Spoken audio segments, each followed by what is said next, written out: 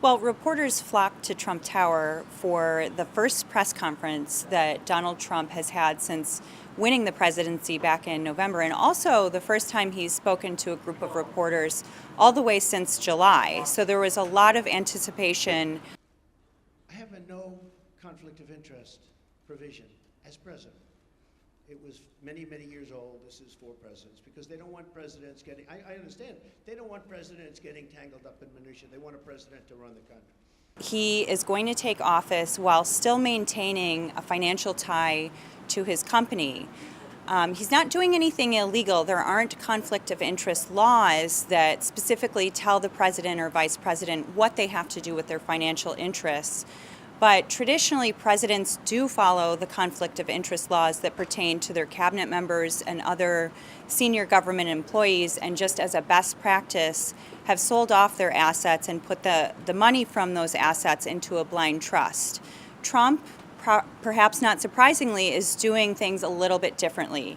He will retain a financial stake in the Trump Organization, but his assets, his business assets, will be placed into a trust overseen by a manager, which he will not be made aware of what's going on financially within the company while he's in the White House. And furthermore, he's turning over operation of the Trump Organization to a senior executive who's been with the company for decades and his two adult sons. On the internet just days before he takes the oath of office.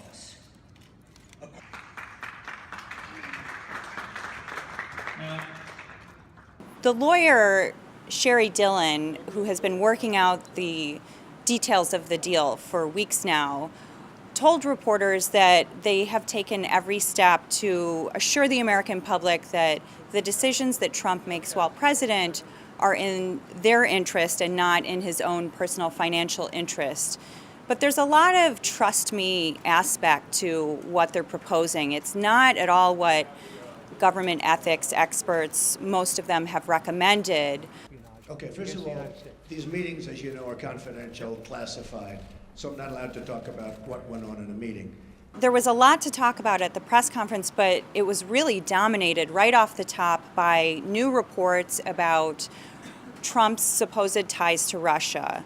And so the president-elect talked about how it was very inappropriate if intelligence agencies did leak out unsubstantiated reports about Trump's interactions with Russia and different opposition research that had been done with regard to Trump and his Russian ties, and really condemned the intelligence community if in fact they did leak those unsubstantiated reports to the media.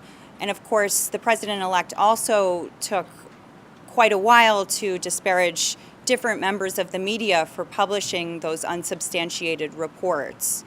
At the same time, for the first time, he did acknowledge that Russia appeared to be behind the hack of the Democratic National Committee. We had not heard him say that to date, and so that was a new step in sort of the ongoing storyline about the president-elect and Russia and some feuds within the intelligence community.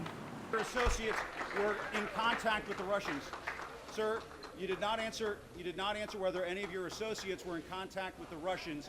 Can you categorically deny that did not happen, sir?